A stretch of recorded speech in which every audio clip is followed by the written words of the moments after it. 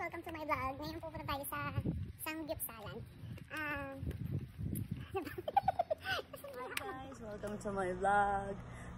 Samahan niyo ako ngayon, bibisitahin natin ng isa sa mga sikat na Samgyupsalan dito sa place ko sa South Korea. Let's go! Guys, naglalakad na tayo papunta dun sa Samgyupsalan.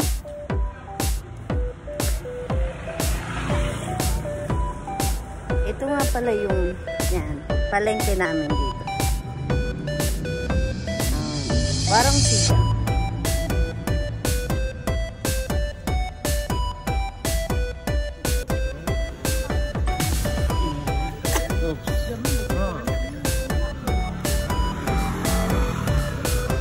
Siyempre, sunod pa rin tayo sa traffic light nila.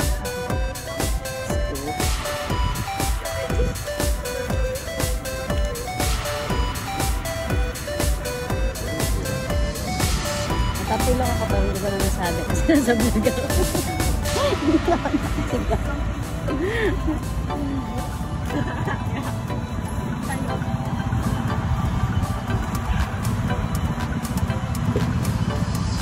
So yung season dito guys is patapos pa lang ang summer. Anong summer? Autumn.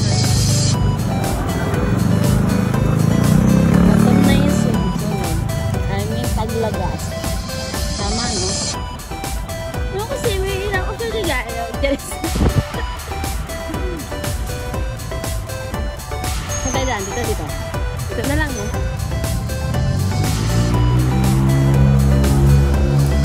Tama ko pala yung yaya. Yaya. Guys, lalakad pa rin tayo. Pero medyo malapit naman siya. Kita-kits na lang tayo. Nandito na tayo. Yan. Nice to meet you. Let's go. Pasok na.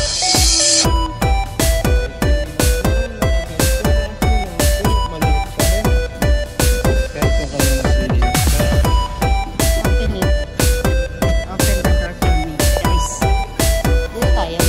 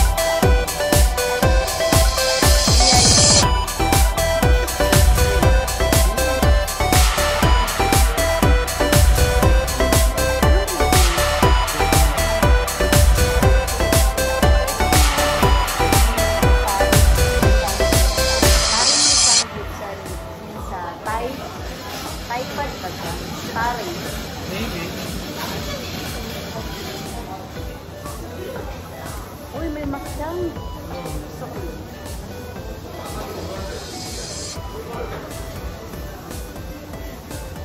Meron silang option dito guys na 12,900,000 won.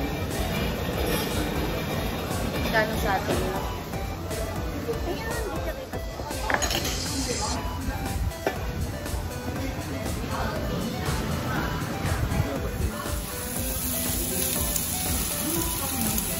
Dito pala guys, hindi nila sinaserve lahat. Yung time mo maubos yan, tapos tawag ka na lang ulit sa kanila, magbibigay sila ulit.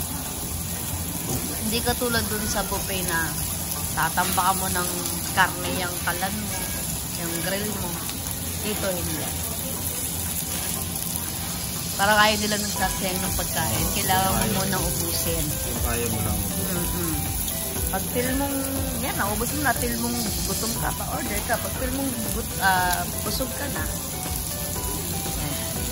Almost Korean yung kakain dito. Pero may mga foreigner.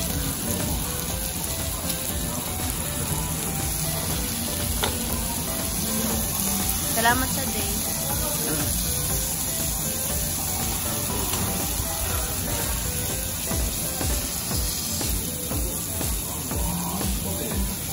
Maganda naman yung ambience niya, guys.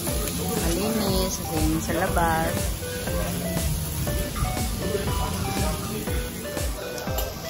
Ito po.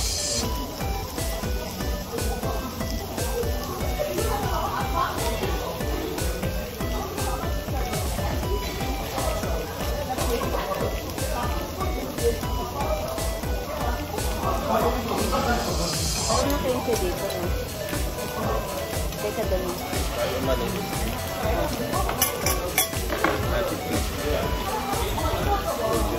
Huwag ka magandang sa vlog tayo.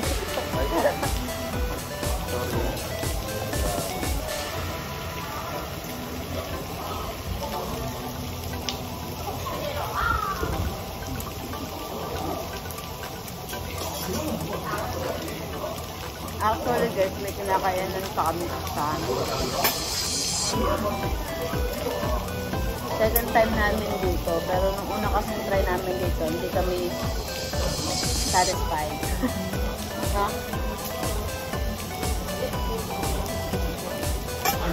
Ganun talaga siguro pag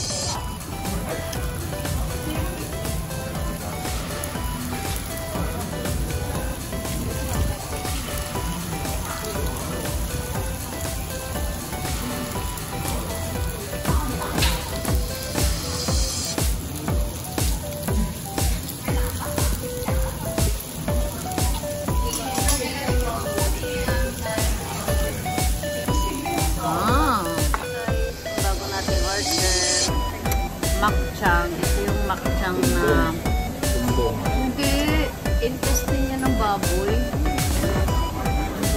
Intestine ng baboy. Todo na yan.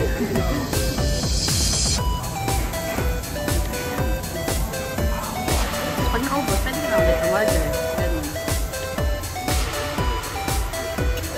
Kain madami.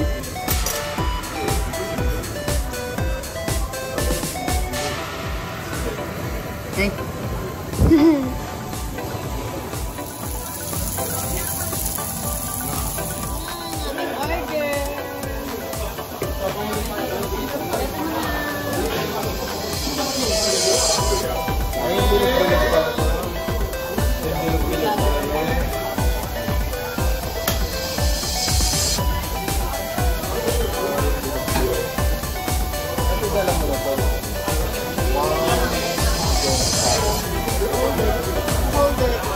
Alam mo yung busog na tapos pinipilit pa.